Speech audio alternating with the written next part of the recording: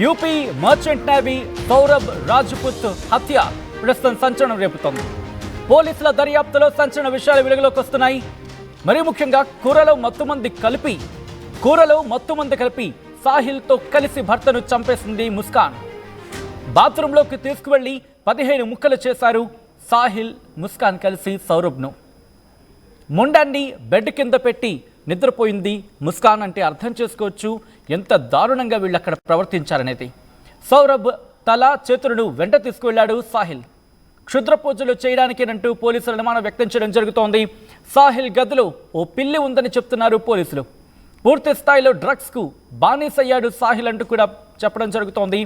అతీంద్రియ శక్తులను నమ్ముతాడని, ఇతరులతో చాలా అరుదుగా మాట్లాడుతాడని పోలీసులు తమ దర్యాప్తులో వెల్లడించారంటే అర్థం చేసుకోవచ్చు. ఒక్కసారి చూడొచ్చు ఆ ఇద్దరు కూడా ఎంత దుర్మార్గంగా ప్రవర్తించారు. ఒక మనిషిని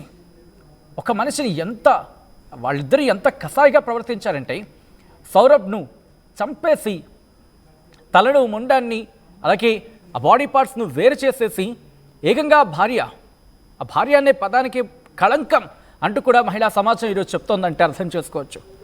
ఎందుకంటే కనుక భర్తను చంపేసి ఆ ముండాన్ని వాళ్ళ బెడ్కి సంబంధించి చిన్న అరలా ఉంటాయి కదా, ఆ అరలో పెట్టి పడుకుందంట.